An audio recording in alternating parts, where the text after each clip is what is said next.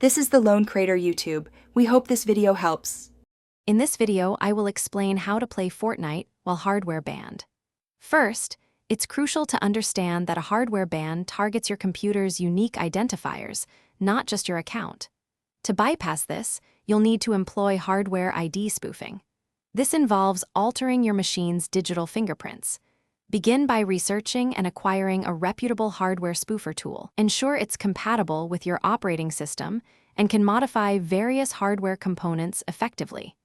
This initial preparation is key to a successful bypass. Once you have your spoofer, the next step is to actively change your hardware ID. Focus on altering your MAC address, hard drive serial numbers, and other unique identifiers that Fortnite's anti-cheat system might detect. Many spoofers offer a one-click solution, but it's wise to verify that multiple components have been successfully modified. Remember, consistency is vital.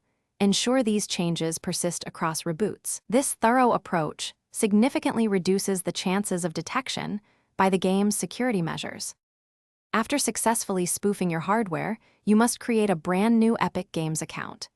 Do not attempt to use any previously banned accounts, as this will immediately link your new setup to your old ban.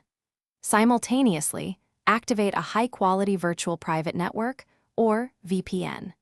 Choose a server location that is geographically distant from your actual location to mask your true IP address. This dual approach of new hardware ID and a new IP ensures a clean slate for playing Fortnite.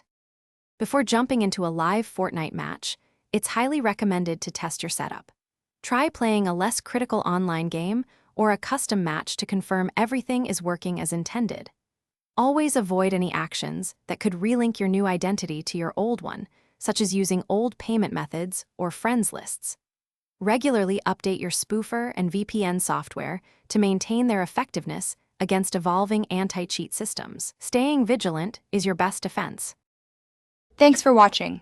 Consider subscribing if we helped you.